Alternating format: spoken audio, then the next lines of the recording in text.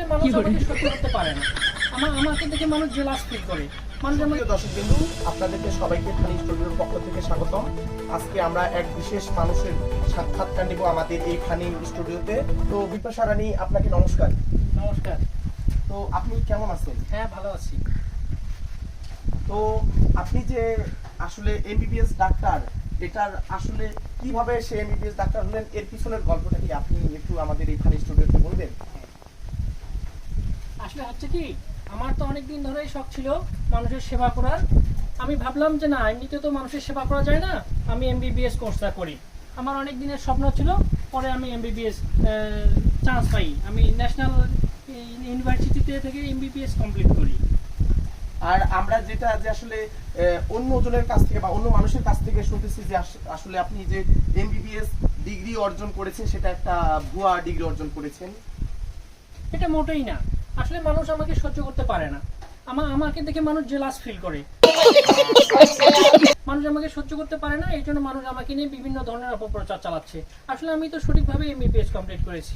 মানুষ আবারও এটাও বলতেছে যে আসলে ওটির পুনরূপ কি আর আইসিইউতে কি হয় এবং এমবিবিএস এর পুনরূপ কি, সেটা কি আসলে আপনি আমাদের এই ফানি স্টুডিওতে বিশেষভাবে একটু বলবেন? আর আপনি যদি এটা আসলে বলতে পারেন, তাহলে মানুষের যে মনের যে একটা সন্দেহ, সেটা ধীরে ধীরে আর কি বলা যায় যে নিরসন হতে পারে।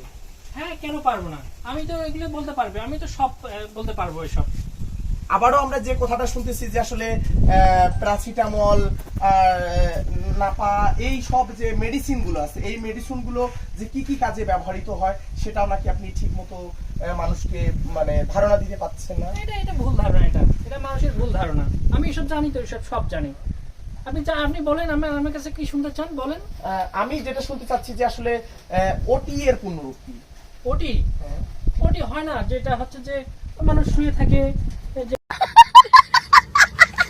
এখানে কিছু একটা মানুষ অসুস্থ হলে শুয়ে থাকে, এরকমই ওটি একটা হবে। আর তাছাড়া ওটি আমার ডিপার্টমেন্টে ছিল না, আমার আলাদা ডিপার্টমেন্ট ছিল।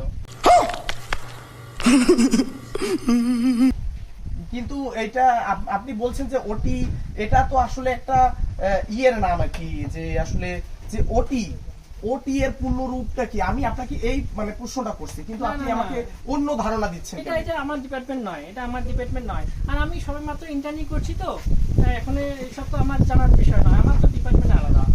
ওটি আসলে ওটি তো কোনো ডিপার্টমেন্ট হয় না। আপনি আমার শুধুমাত্র আমার ইন্টার্নি চলছে, তো। আর এইসব বিষয় তো আমার জানার কথা না, আমার তো সাবজেক্ট আলাদা।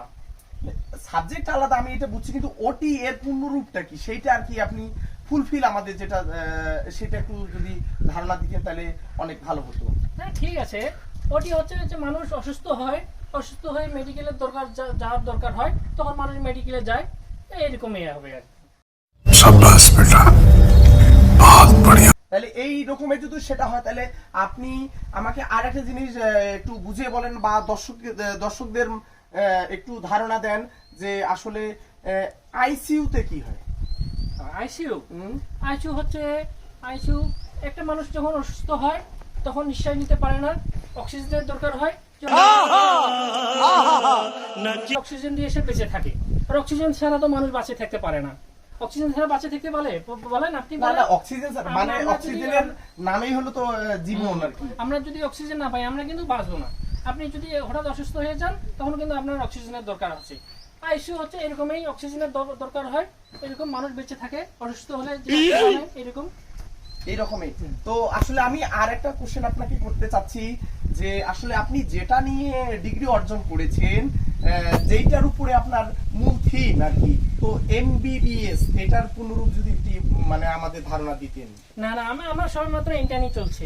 আসলে সবকিছু আমার তো এই মুহূর্তে জানার কথা না, আমি তো সবেমাত্র ইন্টার্নি করতেছি। আর এগুলা হচ্ছে যে আমার যে কোর্স যখন কমপ্লিট হবে, আমি তখন বিস্তারিতভাবে বলতে পারবো এসব। তবুও যদি আর একটু ধারণা দিতে পারতেন, যে অবশ্যই আপনি যেহেতু এটার উপরে ডিগ্রি অর্জন করেছেন, অবশ্যই আপনার কিছু মেডিসিনের অনেক ধারণা আছে, সেই ধারণাটা যদি আপনি একটু আমাদের মাঝে আর কি বলতেন, যে আসলে প্যারাসিটামল মানুষ যেটা আপনাদের নামে বলতেছে বা আপনার নামে বলতেছে, যে আসলে প্যারাসিটামল এই ওষুধটি যে কি কাজে ব্যবহৃত হয়, সেটা যদি একটু আপনি আমাদের বলতেন। এগুলা তো কোনো ব্যাপার না। প্যারাসিটামল হচ্ছে যে মানুষ একটু খাওয়া দাওয়া কম বেশি হয়ে যায় মানুষের, তখন পেট খারাপ করে। আর ওই পেট খারাপ করলে তখন মানুষ এই প্যারাসিটামল খায়, আরো অনেক কিছু খায়, এরকম আর কি। তাহলে পেট খারাপ করলে যদি প্যারাসিটামল খায়, তাহলে ওমিপ্রাজল কিসের জন্য খায়? এগুলো হচ্ছে যে ওষুধ তো অনেক প্রকার আছে, একটা মানুষের এরকম দরকার হয়, কেউ প্যারাসিটামল খায়, কেউ ওমিপ্রাজল খায়, এইরকমই আর কি।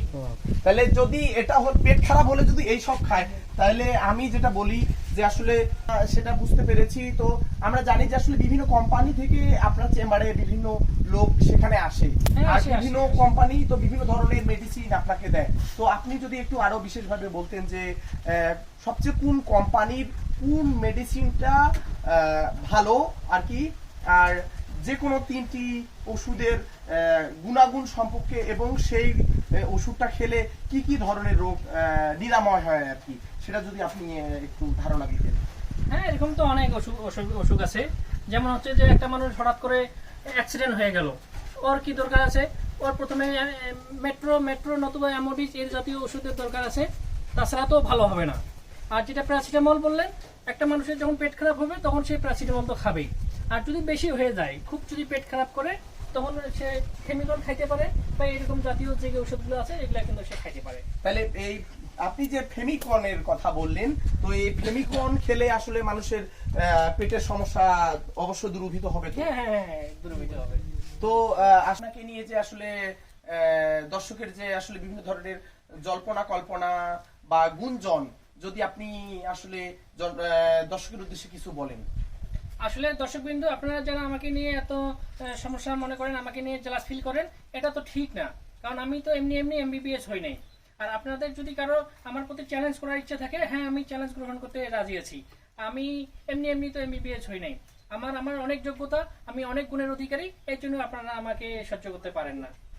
তো আপনাকে ধন্যবাদ আমাদের ফানি স্টুডিওর পক্ষ থেকে। আপনি যে আপনার মূল্যবান সময় আমাদের এই ফানি স্টুডিওতে দিলেন, এটার জন্য আমরা আপনার চিরকৃতজ্ঞ।